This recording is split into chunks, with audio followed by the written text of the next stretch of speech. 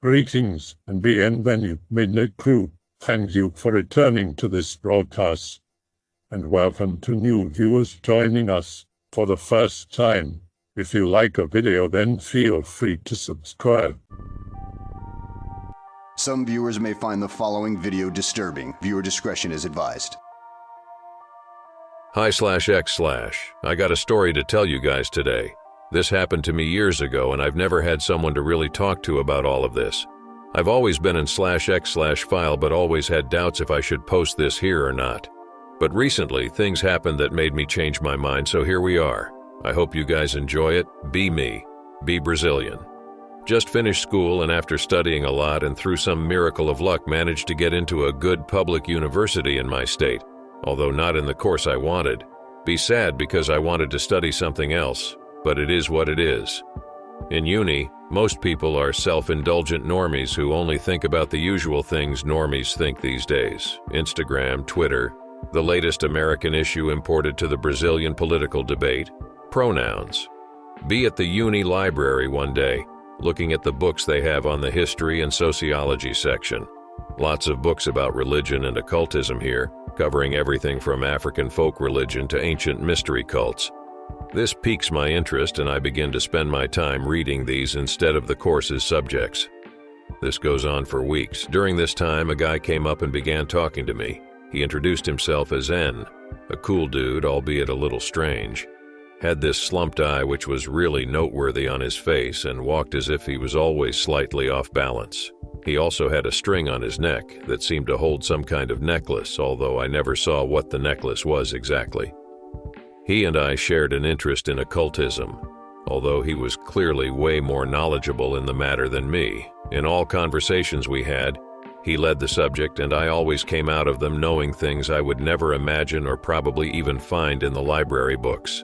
He tells me the library is cool and has lots of resources, but some things are simply not available in places like this and that. To know the real truths, I needed to go beyond that. I asked him what he meant by this, and he said that, if I wanted, he could show me some special books he had that showed the truth of things. I asked if he was talking about things like the Lesser Key of Solomon or Dogmas and Rituals of High Magic, some books I already knew from the occultist phenomena, or even the Book of St. Cyprian, a very popular grimoire here in Brazil said to have mainly metamorphosis powers, but he said those books were nothing compared to the things he had read. Curious, I agreed to his proposal, and he invited me to go to his home that weekend. When I arrived there on a Saturday afternoon, it was a normal middle-class house in a small and unremarkable neighborhood. He welcomed me inside and explained that his mother was asleep, so we should not make much noise. The house was pretty silent and somewhat cold and dark, even though the day outside was very sunny. Most windows were shut, and this gave the house a very still feeling. He took me to his room, which was on the back of the house. When we entered, I saw that it was also very dark, with only a small sliver of light entering from a crack in the curtains. It was a pretty unremarkable room, quite small, painted white and with the standard furniture you would expect. What really caught my attention was the 3 bookshelves spread through the walls filled with books. When I say filled, I do mean filled to the brim with the things, to the point that some books were in front of others and piled up in a disorderly manner to make up space for the things. He smiled at my astonishment and began talking about how his grandfather was a collector of books and how the custom must have rubbed off on him, although not on his own father. He told me that when his grandpa died, he left a chest with lots of special old books to him. Apparently, he was also big on the occult and had some materials from the Imperial Times that once belonged to the church and detailed many obscure occult practices. I asked to see one of them, and he went to the foot of his bed, where a large wooden chest with a sturdy-looking lock rested. He pulled up the string from his neck, and I saw that the necklace was just a key, a very old-looking iron key made to look like a cross. When he opens the chest, I can see a lot of leather-bound books without any covers, just different shades of brown, black, and red. There's not even titles on the covers, and the material seems very old, like just by looking at them I get scared that they might turn to sand or something. He carefully picks one of the books and lays it gently atop his computer table. The tome is heavy and thick, and when he opens it I can see the yellowed pages. The first page of the book has a religious picture and something written in Latin. He explains to me that it is the creed prayer. Apparently, the priest who wrote these books made them like this to prevent them falling into wrong hands or something. Luckily, the rest of the book isn't in Latin, but in old-school Portuguese, which, although somewhat difficult to read, isn't impossible to someone who isn't monkey-brained. The book seems to be a study of some finer points of Goetia, containing lists of demons, astrological tables for summoning hours, procedures for rituals, and the like. It's a very complete and complex volume, apparently, with hundreds of pages going into the specifics of how to summon demons, elementals, and spirits, and making sure they don't fuck you up. He explains to me that, while this book has the how-to one needs to summon demons, the real jewel is the more theoretical works that explain the worldview you need to have to first be able to make the rituals at all, and then not be consumed by the creatures. I listened to his lecture with great interest, although admittedly I always had a rough time with these right state of mind ideas, always seemed like religious crap to me, and since I left the church early, my cynicism was very strong in regards to these things. My interest is mainly in the fact that these books seem the real legit deal, and so if there is something capable of summoning the supernatural, that should be it. I asked them if we could summon something with those books. Since he had them for so long, he probably knew how to use them, right? He tells me that he received them just last year, and that he didn't believe himself ready to do a summoning yet. His state of mind wasn't prepared for it, he wasn't pure enough, etc. I insisted with him over and over, trying to convince him that we should do it. I even asked once if he had already seen or summoned something at all to know if they work. He says he tried once, but it didn't work out that well, which is why he's dedicating himself to the theoretical studies more before doing anything else. Maybe I should have asked what went wrong, but I was so interested in testing the supernatural that I didn't bother, instead going back to pestering him about trying some rituals. The rest of the afternoon was divided between we talking about occultism and me trying to get him to do a ritual. He didn't budge the entire time, but I wasn't going to let this opportunity slide without a fight. So when we said our goodbyes by the end of the day, I promised myself I wouldn't stop until I had convinced him to try a ritual. During the next few weeks, I insist progressively more on him to try something. He tries to hook me into his theoretical study ideas, saying that if I summoned something without the proper preparation, something bad would happen. But I insist that if we followed just the grimoires, everything would be fine. This goes on for almost a month until finally, he gives in, telling me that I had won and that he believed he could pull the weight of us both in a ritual with his knowledge, but that I would have to do everything he said. I agree, and we decide to try summoning an air elemental in his backyard. He says he won't summon any demons because that is asking for trouble. He also asked me to purify myself for a month before we did the summoning, trying to eat less meat, avoid pornography, ire, and other sins, as this could screw up the ritual. Can't say I did much effort into that department. We wait for a day when his parents won't be home for the night. It's a July night, his parents are away at a party, and we can begin our work. I won't explain the ritual with details to you guys because I don't think the average /x/file has the sense to practice this without getting fucked. But what I can say is that we spent a good time making circles and sigils in the dirt of his backyard, as well as arranging candles and some other ritualistic tools. Before the ritual began, he asked me to join him in a prayer for protection and purification. He had already asked me to bathe profusely before coming to his house tonight, and frankly, I was getting tired of all this purification shit, but I followed with his orders because I had promised to. Once everything was set up, we began the summoning ritual. Now, most people believe that you have to sacrifice living creatures to get a supernatural being to come to you. That isn't always the case. You can also make the offer of food and drink, and some spirits accept that. Only more demanding creatures will require a living sacrifice to manifest themselves. So we did that, we got some meat, fruits, and wine together and offered it to the elemental. I was mainly repeating what my friend said as he had more experience, but I had difficulty pronouncing the Latin incantations used to bring the creature forth. We chanted for a long while. It seemed like an entire hour, and the cold wind of the night only made it worse. It was a dark night, and there seemed to be no stars above. Even the neighborhood seemed more silent than normal. It seemed that we were wholly alone. It was then that I heard and felt a strong gust of wind, completely out of nowhere. It was as if some giant had begun blowing upon us with terrible strength. My clothes began to be pulled violently. The pages of the Grimoire in N's hand began to flap wildly, interrupting him mid-chant, and some clothes that were hung in the backyard flew off. I almost fell because of the surprise and force of the wind, but I did my best to stay up. N had told me not to leave the circle under any circumstances. I tried asking him what was happening, but I found myself unable to beat the gust of wind that now dominated the backyard. I gazed upon him, and he seemed to be still chanting the ritual from memory, as he could no longer read from the book, which was now being violated by the terrible wind. It was a terrible and terrifying situation. I felt my legs and whole body shake, not from the cold of the night wind, but from the fear that we had messed with something beyond us and found what we searched for. I don't know for how long the violent gust lasted, but it felt like hours. Terrible, long, and cold hours. Then it died down. The violent gust slowly became more like a breeze, a tremendously good breeze, yes, but still a breeze. No more that violent tornado-like gust of hell. I could now hear my friend chanting again, but his voice was also dying down. I looked at him and saw that he had stopped chanting. I asked him what had happened, but he just raised his hand and shooed me, closing his eyes and raising his head as if trying to hear something. I got confused for a second, until I began to hear very faint whispers coming from all around us, as if we were suddenly in the midst of a whispering crowd. I looked around, but there was nothing to see, except the clothes on the strings that were still faintly moving, giving the illusion that something was there. The whispers continued, and I couldn't make sense of them.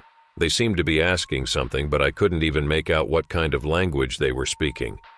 They just sounded vaguely cohesive, like when you are drifting off to sleep and you hear people in your house, but you can't understand what they are talking about. I felt once again a terrible cold and a sensation of my legs shaking, but this was now an internal cold, the kind of thing you feel when you think you screwed up real bad.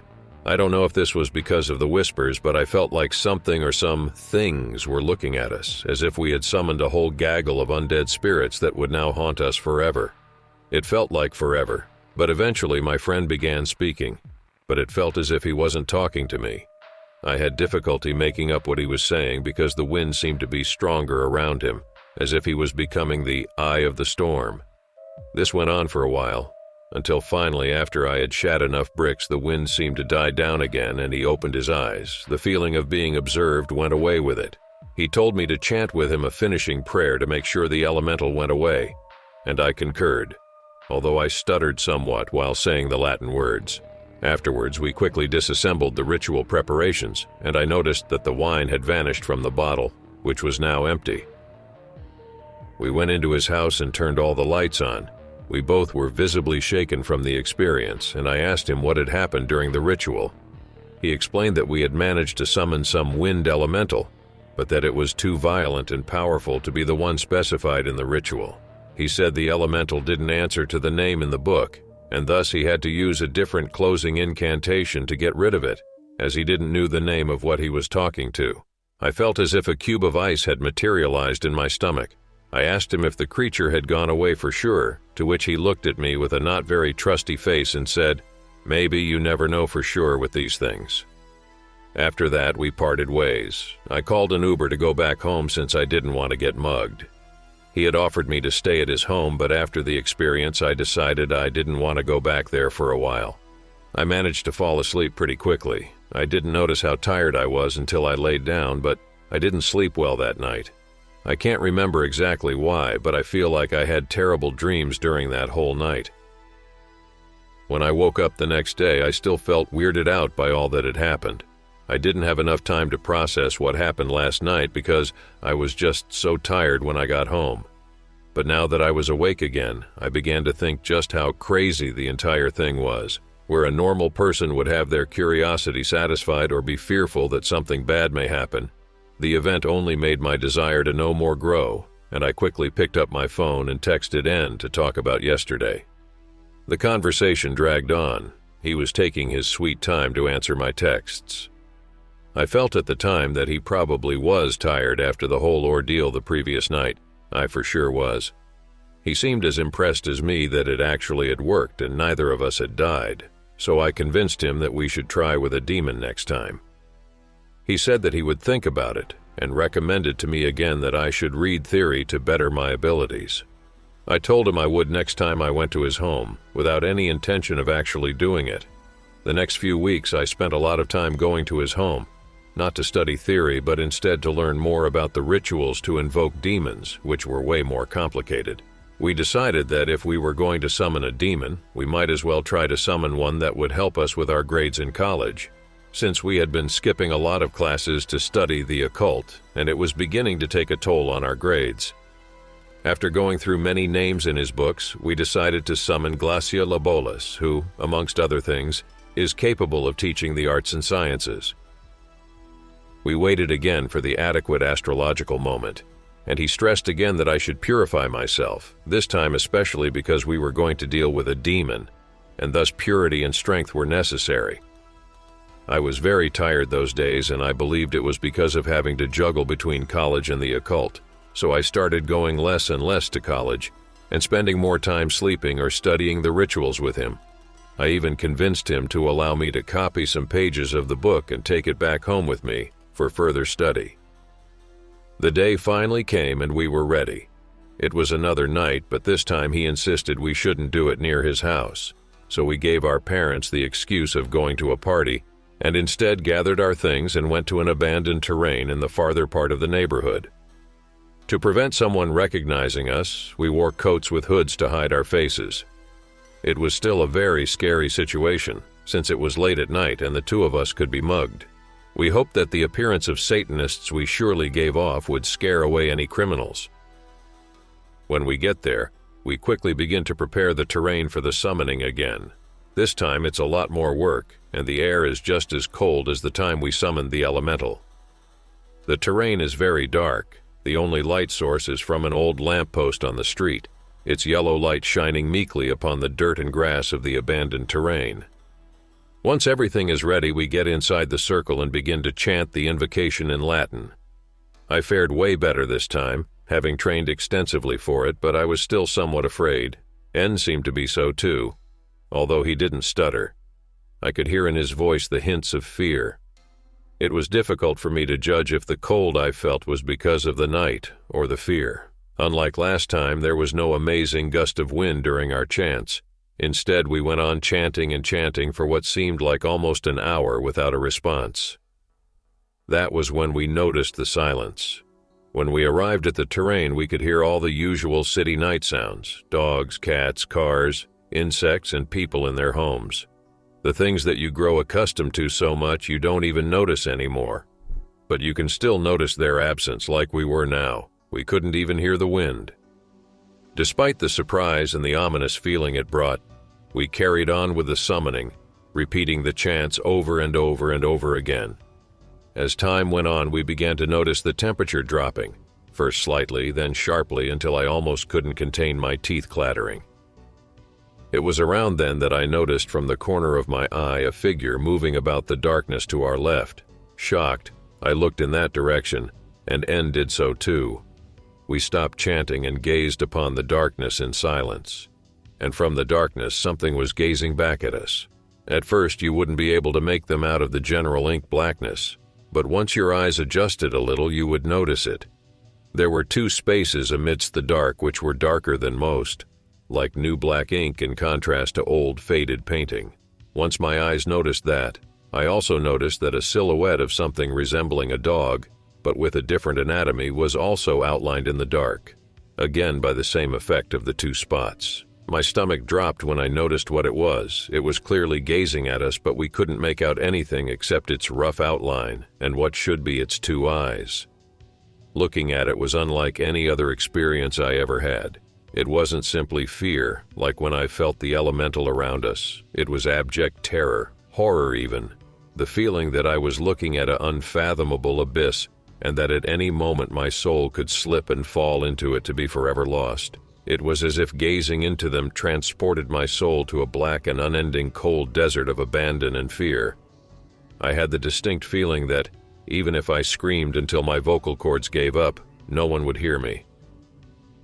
The creature kept its eyes fixated on me for a long while, until N began to address it. This time I could hear them both talking. The exchange was more or less like this. "O Glaciolabalus, great Count of Hell, we have summoned you here and given you sacrifice, and now we request a boon in exchange." The creature's voice was something halfway between a human and a dog, half primal, half elegant and composed. Despite the paradoxical nature of its sound, I still could make out the words. "Aspiring binders, how much courage must thou have to call upon my name in this night, and how much pride must grip thou hearts that you would request boons for such meager sacrifice? I feel no life in this flesh and no strength in this wine. This can pay for nothing." Me and N looked at each other anxiously. The book had specified that this ritual didn't require living beings nor blood, but something was clearly wrong. I felt as if my legs were about to give way. "What do you desire then?" N asked the creature. From the darkness we could hear a growl that seemed too much like a laugh, and the weak light from the lamppost illuminated briefly what appeared to be a full mouth of canine teeth, which shone with a red luminescence, as if the light was reflecting on something red. "I yearn for violence. End a life in my name. Consecrate a corpse on the altar of brutality to me, and I shall ensure that your wish is attended to." Me and N looked at each other. I saw in his face the same thing I was already thinking. Hell no. I just wanted to chant the banishment incantation right there and then, but N had warned me against it, saying that we would probably just anger the demon if we did it like that. So N told the demon we weren't going to take the deal. It was easier said than done, however, as the demon began trying to persuade us that it wasn't such a problem as we were making it out to be. He told us many things, like pointing out that we were already using a corpse to summon him, and that we could just kill another chicken or another kind of animal, no need for a human. Frankly, I felt somewhat tempted, especially when he told us that he could see a very miserable life for us if we rejected his offer, as there was no way we were fixing our grades that year without him. We hadn't even told him what we wanted yet, and the way he talked about it made me feel cold to the bone. We must have spent almost half an hour debating the merits of killing it with the demon, until the anxiety got the best of me and I said, a bit too loud, that we weren't taking any damn deal from him. I immediately regretted what I did, for the demon's gaze focused on me again. The same horrible sensations washed over me again, just this time mixed with a sense of anger and danger emanating from him. It was a strange sensation, because at the same time I also felt somewhat hypnotized, like in those movies where the prey is enchanted by the predator, and remains in a stupor even while it fears and knows its imminent death. Part of me knew that I was probably done so, even if I was still in the circle. I felt my legs trembling as if trying to move. "Don't look at it!" N screamed at me and pulled me closer to him in the circle. He then began chanting the prayer for banishment in Latin, and I quickly followed him as a terrible growl began to sound all around us, becoming louder and louder by the second. I couldn't look at the creature because of the way N held my face, but my eyes were fixed on the ground and I could see that the light coming from the street was now flickering, alternating the terrain between light and dark randomly. The air around us got extremely cold, to the point that I began being able to see my breath condensed in front of my eyes. The sudden change in temperature made my fingers hurt. Then we began to hear the barking, as if all the dogs in the city had appeared in the terrain and started barking at us with murderous intent. Those barks were terrible, the kind of thing you hear in your nightmares, and just by remembering them you feel scared. To this day I tremble when I recall the sound. It was something from another colder and darker world. Something with the primeval violence of the dogs, but with added traces of an evil no animal could ever possess. At one moment, I thought I saw the outline of a paw on the ground at the edge of my vision. I closed my eyes completely and wouldn't open them for all the money in the world. I knew that if I did so, I would regret it heavily. After what felt like hours, the barking stopped and the temperature went back to normal, and told me I could open my eyes, and when I did, I saw that we were still on the terrain.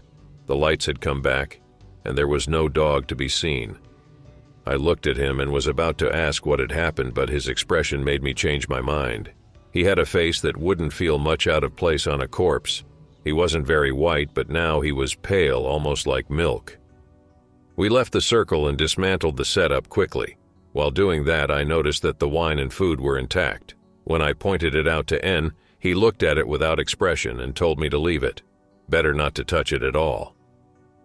Part of me didn't want to go home and sleep tonight, not after all I had seen. The sounds and the images of the ritual were still coming back to my head, and I was sure I would have nightmares that night. But I also didn't want to spend time in his house. It also had a strange atmosphere, which I had been noticing the more time I spent with him.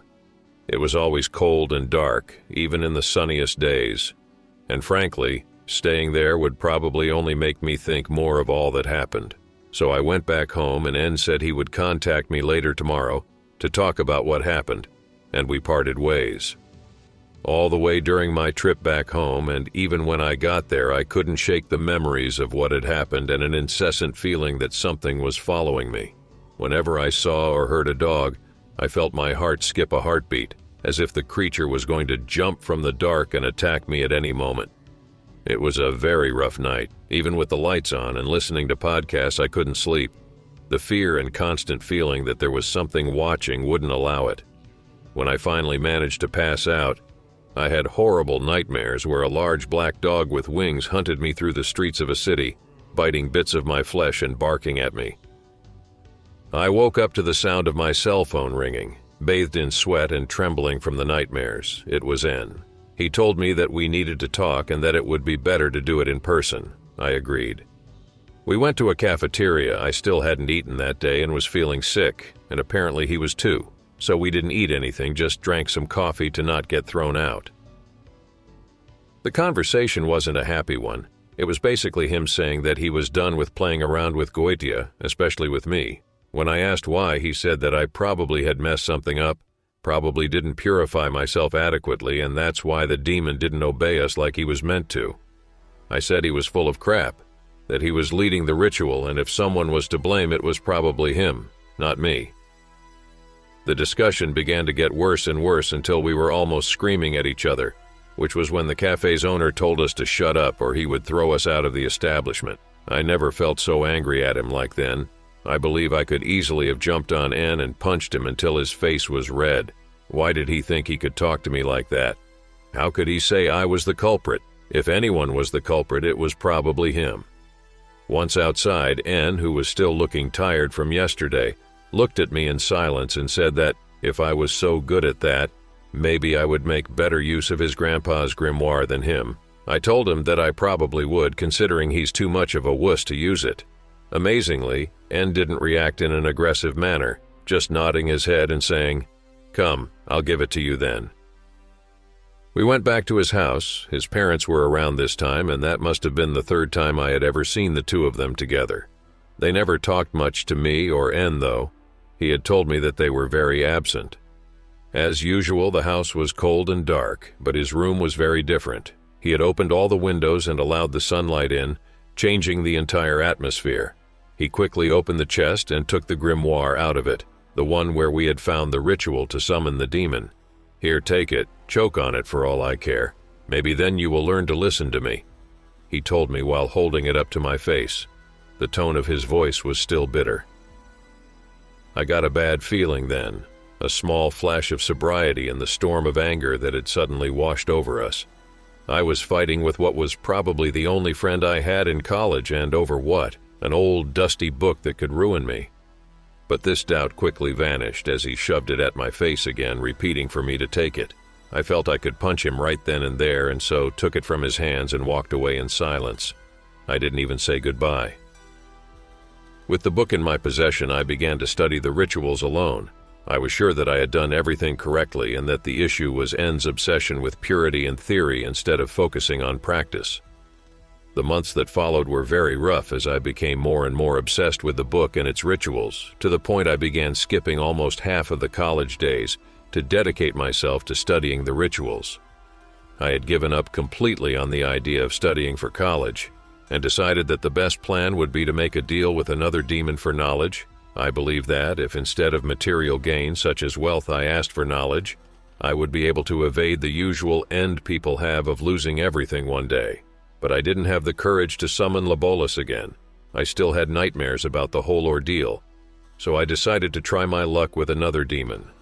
Luckily, there are many demons who grant knowledge. One of them is Bur, a president of hell in their hierarchy. It would be more difficult to do the ritual without N's knowledge. He had a veritable trove of occult materials and had been doing this for a while, whereas I was a complete soul initiate, but I was certain I would be able to manage, and then I could shove it on N's face. I decided that this time I would leave nothing to chance. So I borrowed some money from my parents without them knowing and bought everything I would need, including a live chicken for sacrifice. The most difficult part was the chicken.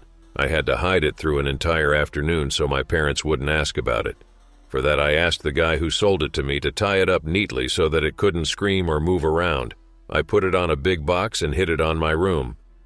I was so obsessed with doing it back then that it didn't bother me in the slightest to do that with the poor animal, even though in the past I had never been insensitive to the suffering of animals. That night I went to a crossroads in my neighborhood. Unlike the other nights, the air was mild, not cold, and the wind blew softly.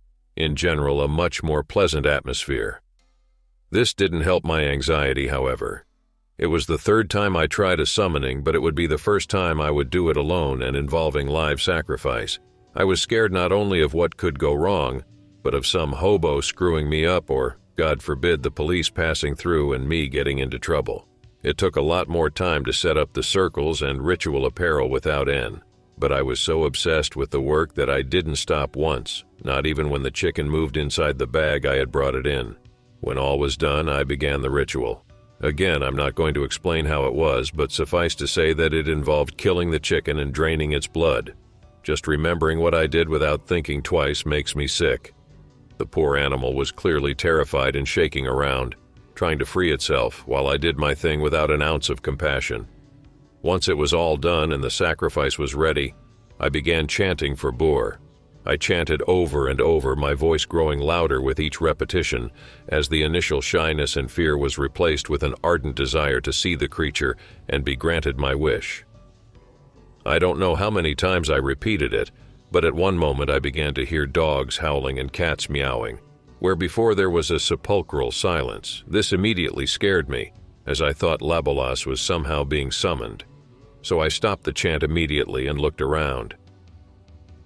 But the air wasn't cold like I remembered, and I didn't see the black dots like I had seen last time. Instead, my nostrils were assaulted by a wet smell, somewhat like what you feel when you go to the forest after a long rain. It was the odor of nature, savage and undisturbed wild. Then I began to hear some shuffling towards an abandoned terrain to my right. I turned my eyes there and saw something that almost killed me. I had seen the representations of Bur in the book before and found them quite silly, but it's completely different when you see something in person. The demon's form was something grotesque. I could make out the rough outline of a lion's head from the light that shone on the terrain. The creature, however, was still somewhat hidden in darkness, so it was difficult to be certain of its form, but I could make out goat legs around it, like the rays of the sun in old paintings, the lower hooves clapping about on the ground like some mockery of satyrs, and the upper ones dancing wildly on a savage and orgiastic primeval dance. The eyes of the creature, unlike those of Labolas, weren't dark. They shone like you normally see with cats in the dark, making it seem like two stars inhabited the lion head that now gazed upon me. The creature's appearance scared me, but it didn't feel like the same kind of fear that Labolas gave me. Back then, it was the fear that it would harm me out of evil, but here it was more like the feeling you have when you look at a wild animal and knows it could kill you out of instinct. The creature then spoke to me. It had a guttural voice, kinda like a lion's roar, and asked me what I wanted with him. I explained to him that I wanted the knowledge to get through my tests at college, and he gazed in silence at me for a while. I could swear I also heard him sniffing the air. At no moment he left the terrain or the darkness, although every now and then a part of his body would enter the light, and I would be able to see him better. It was a very tense situation, like when you are a kid and are face to face with a street dog. The two of you are quiet and you know that. If you make the smallest movement, he might attack you. But you also think that, if you stay put, He will jump you at any moment." After what felt like an eternity, the creature answered with a growl that he would grant me my wish, and then he walked back into the dark, melding into the cold, black nothing until I couldn't make out his silhouette any longer. When it was all over, the air went back to normal and the peaceful silence returned to the world. I was trembling slightly and felt extremely tired after the experience. My head was pounding slightly and I just wanted to go home, but I felt like I had accomplished something that night. There was pride in me, for I had achieved what N had not. I had managed a deal with a demon. Of course, I was somewhat scared that it would backfire like it does so many times, but for the moment the pride and exhaustion took over most of my brain, so I just went back home and slept for the night. Amazingly, it was one of the best nights of sleep I ever had since the ritual with N, and probably in my entire life. I don't remember any dreams and woke up completely rested and full of energy. Later that week, I had a test in college and I managed to get a grade high enough to compensate for my previous lacking in past months. The same thing happened to all the other end-of-semester tests. It appeared as if everything was going well. I entered my summer break feeling on top of life. I even contacted N to shove in his face how I managed to succeed where he had failed. N, however, didn't seem interested in talking to me. After picking up my first call, he simply blocked my number. During this period, I began to dedicate myself more and more to the study of the Grimoire and using its rituals. I had many experiences with the supernatural during those times.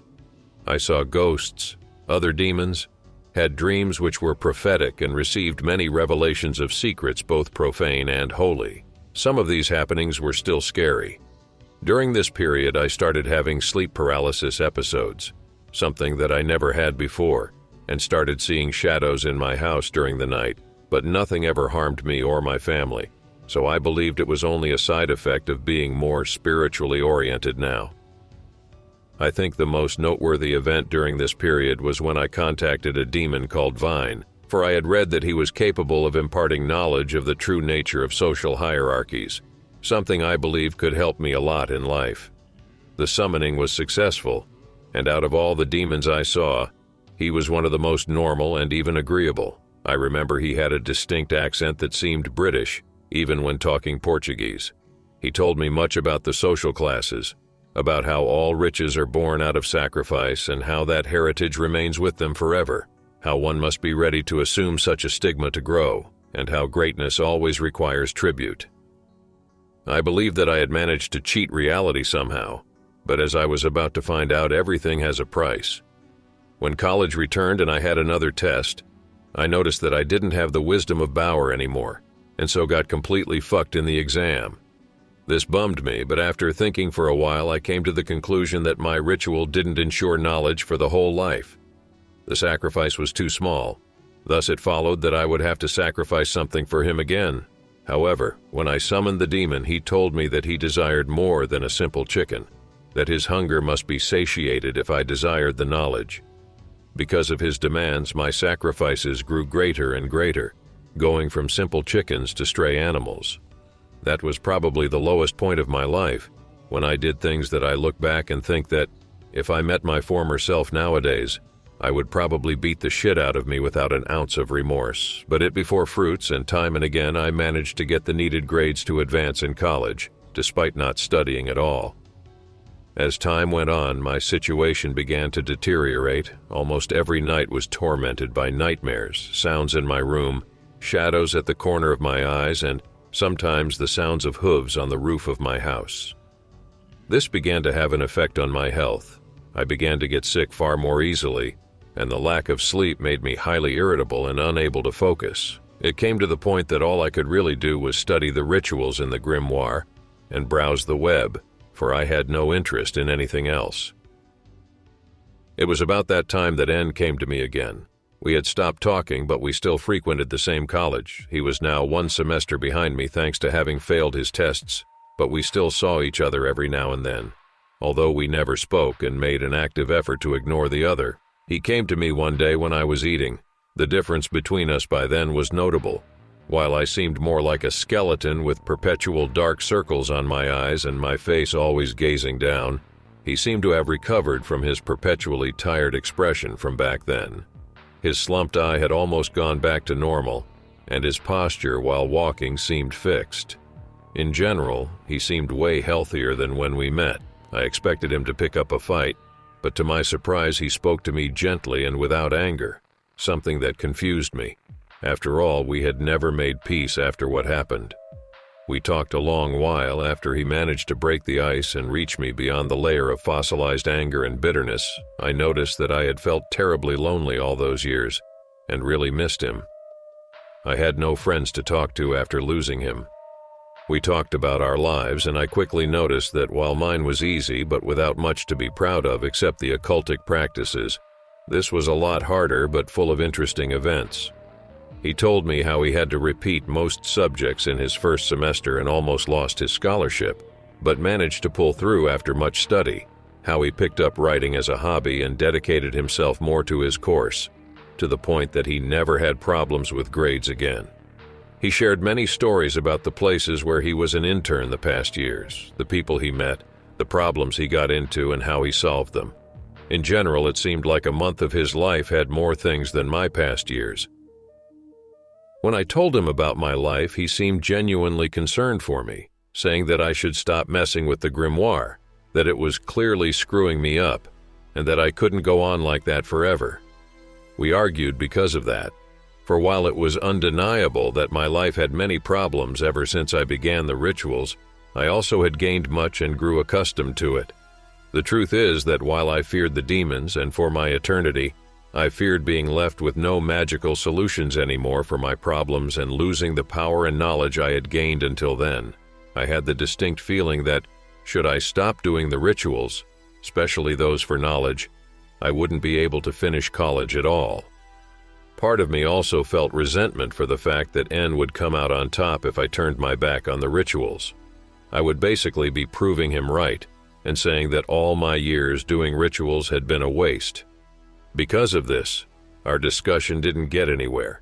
We parted ways when the time for class came, and I was hoping to never see him again.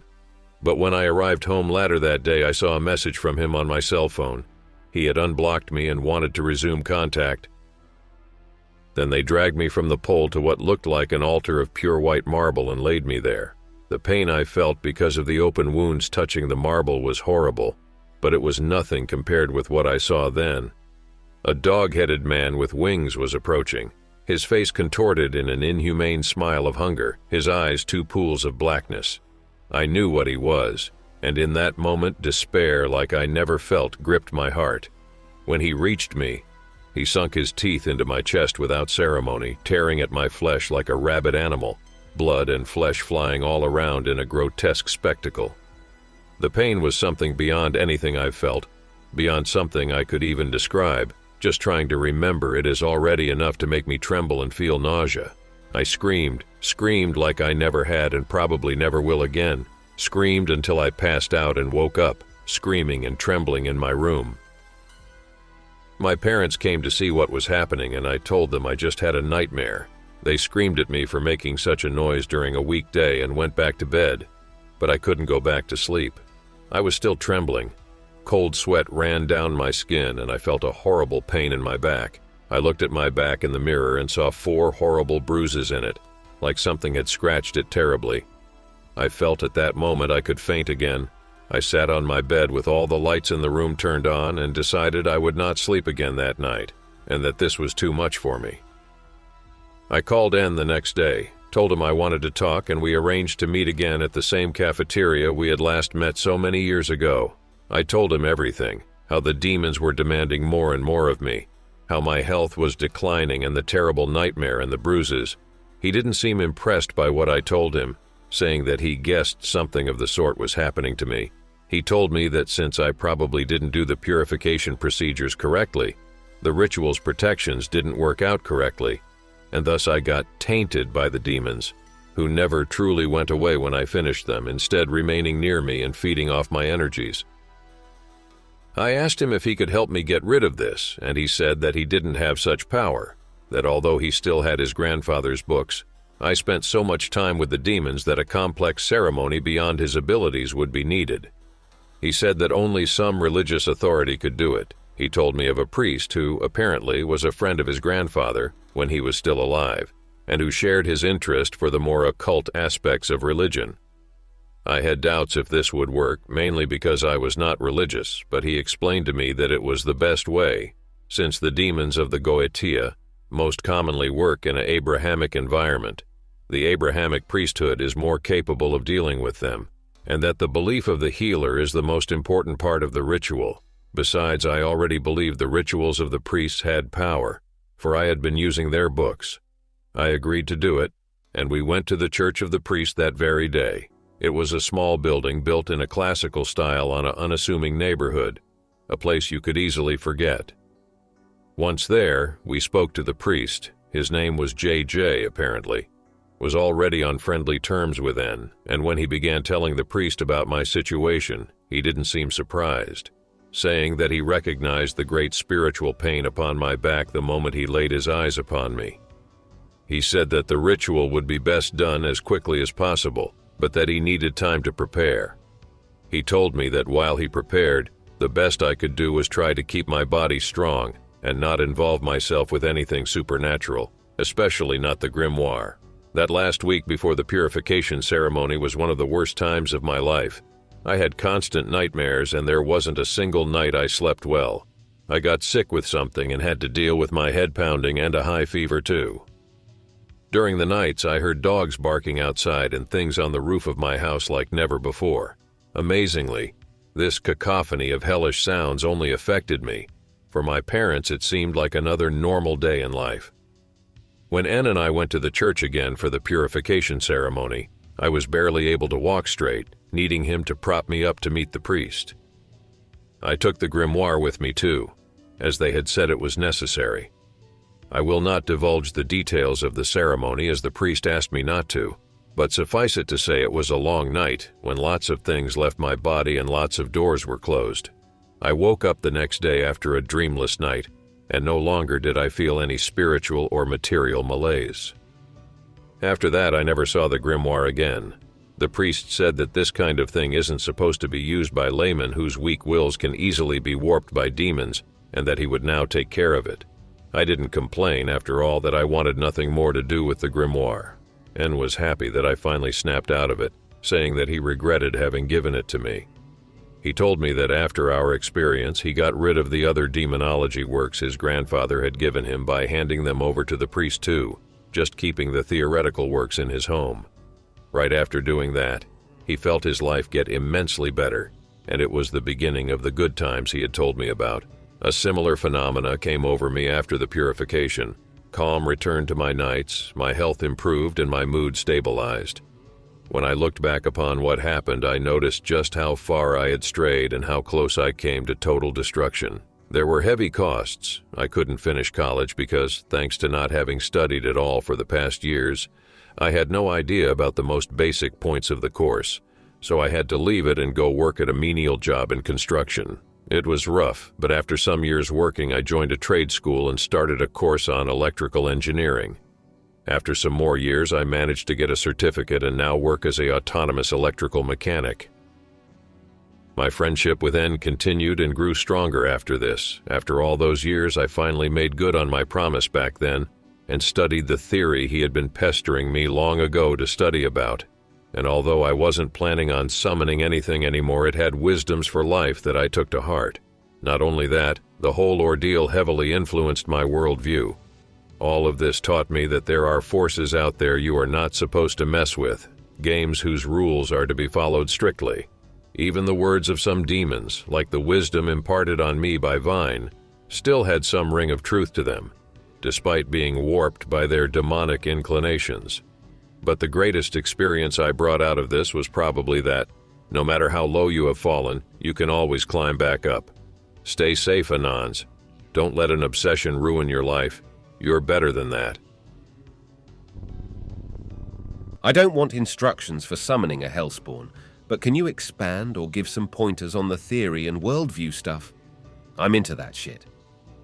I'll now be answering any questions you guys might have, so feel free to ask anything.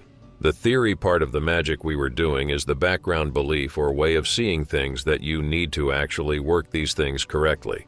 Think of it like doing mathematics. You have to know the basics of operations and the rules and axioms to be able to understand and use the more complex systems. The same applies here. It's part utilitarian knowledge, part belief, as all magical traditions are. You won't be able to use the basics of Goetia without believing in its basic axioms, like that demons exist, that the stars and planets influence the spiritual world, that each planet has regent spirits, the existence of elementals, etc. You have to believe or at least be open to the possibility of these things existing for them to manifest, as only then the invocations you make will carry weight, so to speak. It's as if you were trying to call someone but you don't actually believe it will work, so your body unconsciously doesn't put effort into it, and therefore the call comes out too low, or not at all. There are more complex elements. The purity part, for instance, is very prevalent, not only in Goetia but in most Near Eastern religious traditions, mainly Islamic and Hebrew ones. Ritual cleansing is important both to allow you to come in contact with divinity without dying, and to channel divine energy or authority to rule over demons. Without an adequate level of purity, most rituals either won't work or be botched, causing damage to you, which was what happened to me since I was stupid and didn't follow my friend's instructions to the letter. So what are the demons of the Ars Goetia? You said it seems like they are from a colder and darker world and part of the Abrahamic spiritual environment? What does that mean exactly? It's difficult to nail down exactly their nature, as it is with most matters of the spiritual. Almost all sources of knowledge you have are testimonies either from them or from religious organizations, both of which have their own reason to warp what they truly are. Even amongst their own, the demons and religious people don't seem to agree on a version, but in general they are spirits that have sentience and human-like desires and intelligence. They differ from elemental, astral, and planetary spirits, which are more like forces of nature. Their relationship with the Abrahamic spiritual worldview is complicated. From what I gathered, they either predate Abrahamic beliefs, but were incorporated into them for such a long time that they became de facto part of them, to the point some believe they were always Abrahamic, or they are completely a creation of the Abrahamic spiritual sphere, their existence being wholly confined to the realm of Abrahamic spirituality. Regardless of the truth, the reality is that nowadays they exist within the Abrahamic worldview. They are powerful creatures that can be summoned and bound to do the bidding of mortals like King Solomon once did, and they differ wildly from one demon to another in terms of both personality and power. Lucifer isn't the same as Bure, for instance. Why do these demons have a hierarchy, and what do the positions mean? Hierarchies are simply a facet of living beings, just like the concept of the great chain of being in Christian philosophy or the food chain in science. Everything lives on a system where there are things above and things below. The hierarchy of demons is based on power, but how that power is measured is a whole can of worms on its own. The titles used in Goetia practice were classifications that medieval necromancers wrote down during their studies, and that got turned into the accepted hierarchy we have today with time. It's merely an attempt of translating the relations of power between demonic entities to human terms. Don't think of a demonic duke or president in the same way you would think of a human one. You mentioned that the purification rituals allow a summoner to endure the demon's darkness in order to bind him. How does one estimate their purification, and what makes a behavior pure? I know of no method to accurately measure your purity. It's not like sugar on the blood, which can be easily measured. The closest we have is the prescribed periods of purification to try certain rituals. Depending on what you are trying to do, you may have to spend a week or an entire semester preparing. Pure behaviors also change depending on what you are trying to do. Some rituals require complete abstention from lustful practices. Others demand that one does not eat meat. Others require that you don't even gaze upon a woman. It can also change according to your ritual or religious practice. But one thing that is a constant is the need for some form of ritual bath before great rituals. Something some groups still do a lot with their ritual washing practices. So when you say the air became colder, was this a feeling or a literal change of weather? For example, could such entities keep temperatures under -20 degrees Fahrenheit, just warmer than -30 Celsius, for several hours for a certain place? What I mean, can these entities be redirected for chemical or mechanical labor? I would never, but I wonder if people do. Like, could some master magician have an evil demon turning his millstone? I believe they could be harnessed for such ends, as they do have effects on the material world, and the most well-known example of Goetia use we have is King Solomon, using demons he bound through Goetia to build the temple. There's all sorts of medieval and Renaissance textbooks and grimoires that classify demons. Another example is the Infernal Dictionary, which includes about 64. I have always wondered, the Ars Goetia seems like it's the official table of elements for these entities. Is it occult tradition, or did the author have the most accurate representation of these entities? I wonder why this classification system became the most famous and standard. The Ars Goetia certainly was very well written and holds much magical knowledge. I can't judge if everything there is correct or not, but from my experience I would say most is. The thing is, it isn't an exhaustive exploration of the world of demons. The author, despite his great knowledge, still had limited time and resources to create his work, and because of that, many other details escaped him which would either go on to be incorporated by later ritual tradition or remain hidden to this day. Is there a master list of all demons in the Western occult world? I know of no single work which lists all existing demons of the Western occult world, mainly because the occultist world is divided in many different practices, and many groups have hated each other since centuries ago. Add to that the fact that there are probably dozens of smaller demons that no one has ever written down, and I find it highly unlikely such a work exists. What is some occult wisdom which helps in everyday life? I learned many things during my times with the occult, but I will keep it short to 3 rules so it's easier to assimilate. 1. Whatever you do, put your body and soul into it. If you feel like you really have to do something, internalize that within you, really grasping the rationale of why you are doing it instead of just doing the motions. This is the basis of many magical practices, but it's also the basis of most productive work in general. 2. Stay away from bad places and people. It doesn't matter if they are criminals or just people that make you feel bad. The company you keep influences you on many ways, and you want to always keep your surroundings as clean as possible for your own spiritual and bodily health. 3. Respect what you don't know. Never approach a new situation with arrogance or carelessness. Always be prepared to learn from a new experience, and never think that you know everything there is to something without experiencing it firsthand. I'm sure you and most people would strongly advise against working with these demons, however. If someone was dead set on it, are there any demons you would suggest working with?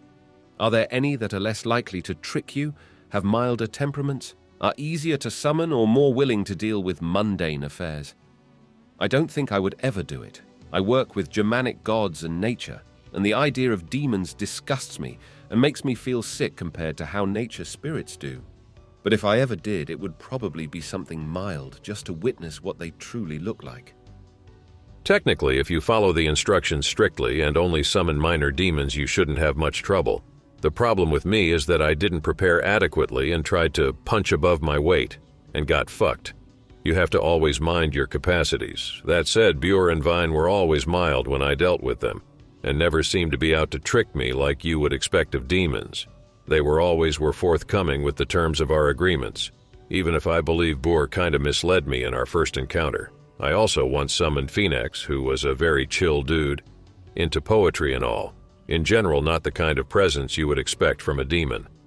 What I gathered from my experiences is that your energy also influences how the things you summon will react to you. If you summon them without proper purification, they will probably show up with a more evil appearance. And if you summon a demon to kill someone, he will certainly be worse than a demon to grant knowledge, for instance. But yeah, I would generally advise against doing it. I myself left Goetia never to return. So there are 4 elementals, I assume, 1 for each classical element. I have heard of a 5th element, ether. Does that have an elemental? There is no ether or quintessence elemental. Only the 4 traditional Western elements seem to spawn these creatures.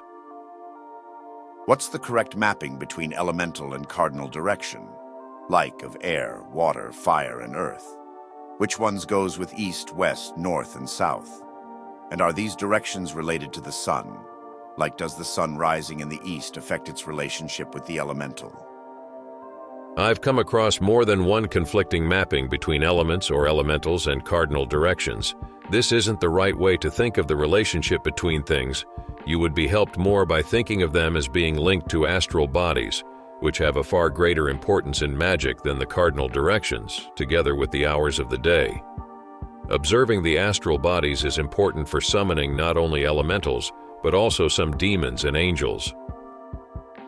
What makes summoning demons goetia rather than theurgic? After all, did King Solomon the Wise practice goetia, or is he an exception? Also, is it possible to bind demons, or do you need special occult technology? The Lesser Key of Solomon allegedly leaks key details about the brass vessel and seal. Theurgic magic involves a direct interaction with the divine.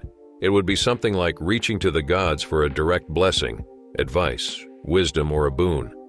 Goetia uses the power glory of God to bind demons to your will and allow you to use their power, not that of God. The difference in this case is that the heavy lifting is done by a god in theurgy, while in goetia it's done by a demon. With that knowledge in mind, what Solomon did was goetia, in fact the foundations of goetia. Since he used the knowledge given by God to control demons, he didn't use the powers of God directly. I would also want to know how to bind a demon. I hate doing laundry. I would like a demonic servant to do it for me.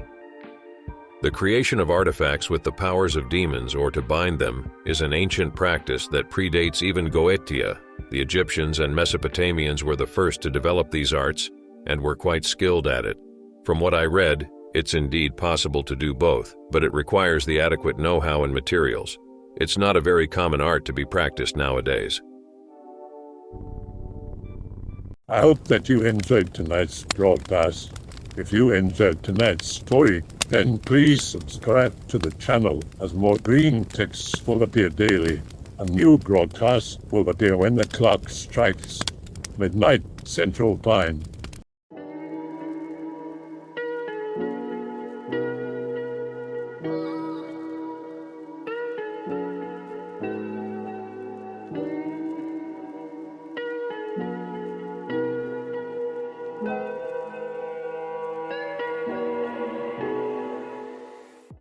Remember to check the Odyssey and Rumble pages for separate archives of previous broadcasts.